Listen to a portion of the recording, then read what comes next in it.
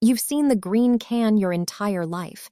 It sits in the back of the refrigerator, or sometimes not even in the refrigerator. It has that familiar label. It says 100% grated Parmesan cheese. It's on pasta, it's on pizza, it's in school cafeterias and in Michelin-starred restaurant kitchens and in every American household that's ever made a weeknight dinner. It is one of the most recognizable food products in the country.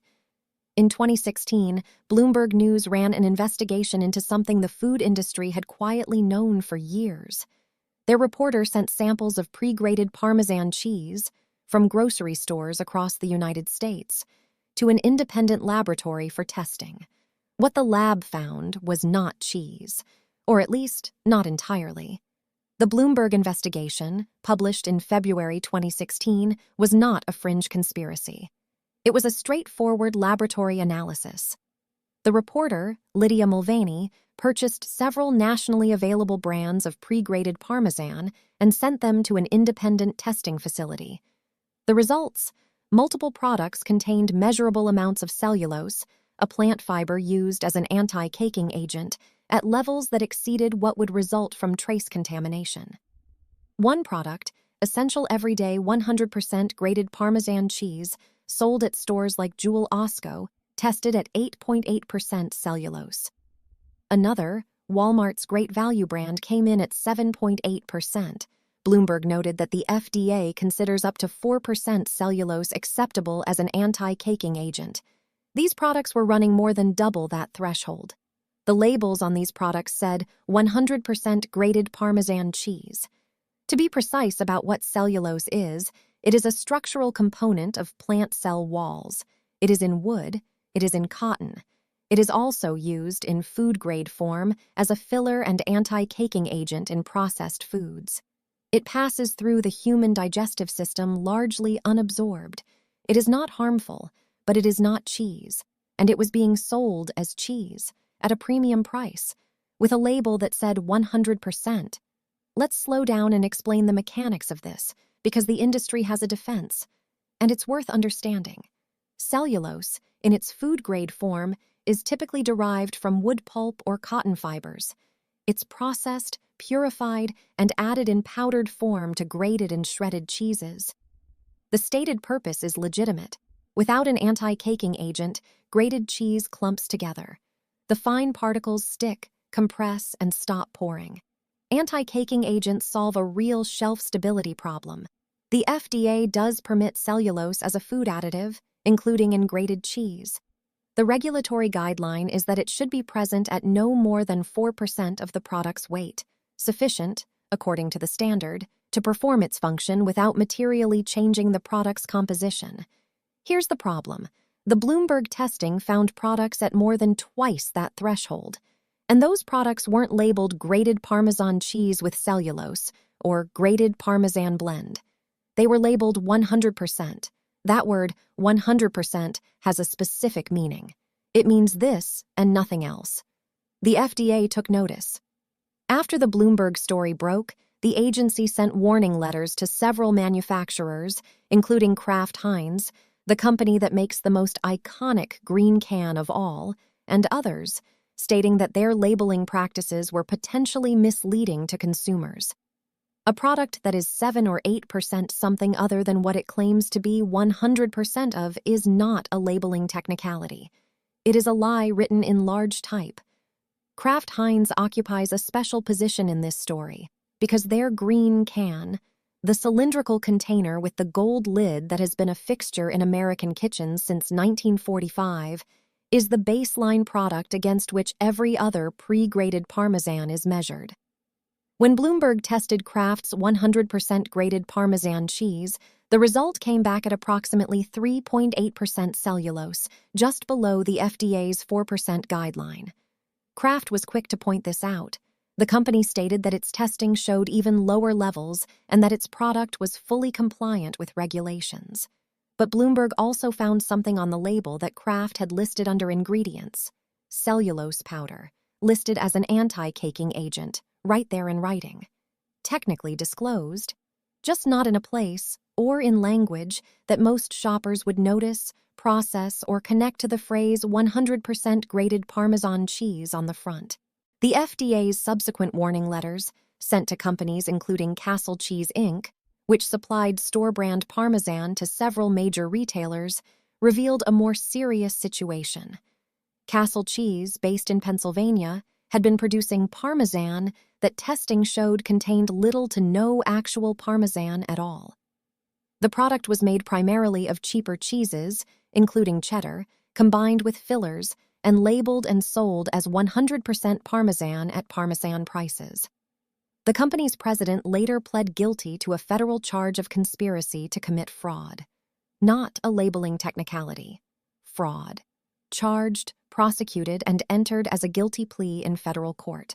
To understand how far the green can is from the real thing, you have to know what actual Parmesan cheese is. Parmigiano-Reggiano, the genuine article, is a protected designation of origin product under European law. That means it can only be produced in a specific geographic area of northern Italy. The provinces of Parma, Reggio Emilia, Modena, and parts of Mantua and Bologna. It must be made from the milk of specific cow breeds fed on local forage. It must be aged for a minimum of 12 months, and the finest wheels are aged 24 to 36 months or longer. Every wheel is inspected by the Consorzio del Formaggio Parmigiano-Reggiano. Inspectors literally tap each wheel with a small silver hammer and listen to its acoustic resonance. A dull sound indicates an internal defect. Wheels that pass earn the fire-branded mark. Wheels that fail are stripped of their rind markings and sold as generic grana. The flavor of aged Parmigiano-Reggiano, the crystalline texture, the long umami finish, the depth that comes from years of enzymatic aging, is not reproducible from a green can. It cannot be. The product in that can is a fundamentally different thing, made differently, from different milk, with different additives, aged for a fraction of the time or not aged at all. In the United States, the word Parmesan is not legally protected the way champagne and cognac are in some jurisdictions. American producers can legally call any hard-grated Italian-style cheese Parmesan. So the green can is legal. It is also nothing like what the name implies. You are not buying Parmesan. You are buying a processed cheese product, some of which may not have been cheese at all. After Bloomberg's investigation, several class action lawsuits were filed against cheese manufacturers in the United States, including Walmart, Target, and Jewel Osco parent company Albertsons. Plaintiffs argued that the 100% labeling was false advertising. The FDA sent its warning letters, and then largely the story moved on. Consumers have short memories. Grocery shelves don't change because of a news cycle. The underlying structural problem, that the U.S. food system relies heavily on manufacturer self-reporting, that the FDA has neither the staff nor the mandate to routinely test products for compliance with their own labels, was not resolved. The agency has roughly 2,100 food inspectors responsible for overseeing more than 77,000 domestic food facilities. The math does not work in the consumer's favor. Castle Cheese's fraud went on for nearly 3 decades before it was discovered. The company had been in business since the 1980s. It supplied store-brand cheeses to major national retailers. Its product was tested and found to contain virtually no Parmesan. It took a Bloomberg reporter commissioning independent lab tests to surface what should have been caught by routine regulatory oversight. The system that's supposed to ensure your food is what it claims to be is not adequately resourced to do that job. That's not a political opinion. It's arithmetic. The obvious response to all of this is, buy a wedge and grate it yourself. And that answer is correct, with a few notes attached. Genuine Parmigiano-Reggiano, sold in wedge form with the rind bearing the official stamps, is a reliable product. The protected designation of origin system provides meaningful verification. If you buy a piece with the DOC markings on the rind and grate it yourself, you know what you're eating. But even at the wedge level, there are fakes. The European Food Fraud Network has documented counterfeit Parmigiano-Reggiano entering European markets. Wheels with forged markings, knockoff rinds, inferior product sold at genuine prices. The consortio estimates that for every genuine wheel of Parmigiano-Reggiano sold, a significant volume of imitation product is sold somewhere in the world under the same name. In the U.S., Parmesan wedges sold without the DOC rind markings may be domestic or non-Italian hard cheeses, which are legal but are not the same product. They're typically cheaper and noticeably less complex in flavor if you've tasted the real thing. The practical guidance is simple. Look for the Parmigiano-Reggiano rind stamp. That black and yellow dotted pattern pressed into the rind is the only verification that matters. Without it, you are buying something else. The premium you pay for Parmesan only goes to the right place if you can verify what you're actually holding. The Parmesan story is not unique. It is a particularly well-documented example of a pattern that runs through significant portions of the packaged food industry. Olive oil fraud is so widespread that food scientists have coined the term agropiracy for it. Studies conducted by UC Davis and others found that a substantial percentage of imported olive oil sold as extra virgin in the United States does not meet the chemical and sensory standards required for that designation. The oil is real. The grade label is not. Honey adulteration, extending real honey with cheaper corn or rice syrup, is documented across multiple continents. The FDA has acknowledged the challenge of testing for it. Ground spices have been found adulterated with sawdust, chalk, and artificial colors in various international markets. In each of these cases, the mechanism is the same: a product with a premium price point, a supply chain that's difficult to trace, a regulatory gap, and a consumer who has no practical way to independently verify what they're buying. The Parmesan in the green can was not a one-time anomaly. It was a case study in how food fraud operates, and a reminder that the word 100% on a label means exactly as much as the enforcement behind it. Here's what actually matters coming out of this. If you use pre-grated Parmesan and can't or won't change that, check the ingredient list for cellulose content. By law, it must be listed. If it's the second or third ingredient, you're using more filler than you probably realize.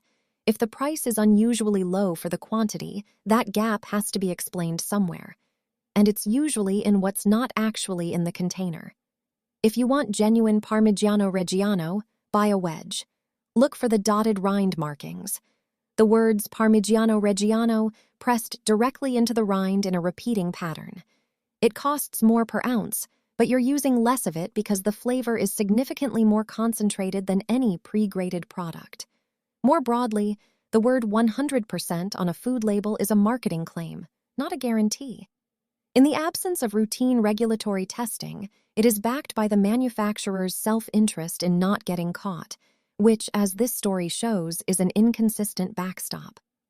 Read the ingredient list, specifically, every time. It is the only part of the package that is legally required to reflect what's actually inside.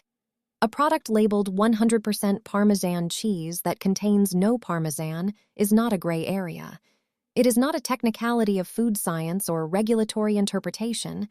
It is someone taking your money for something they knew was not what they said it was. That happened, for decades, in a major American industry, confirmed by federal charges. What you put on your food is a small decision, but it sits inside a much larger system, one that depends on your not looking too closely. Looking closely is free, and it changes what you buy. If this made you want to check what's in your pantry right now, hit like. It helps this reach people who haven't checked yet. And tell me in the comments, did you already know about this, or did something here actually change how you'll shop? I read every comment.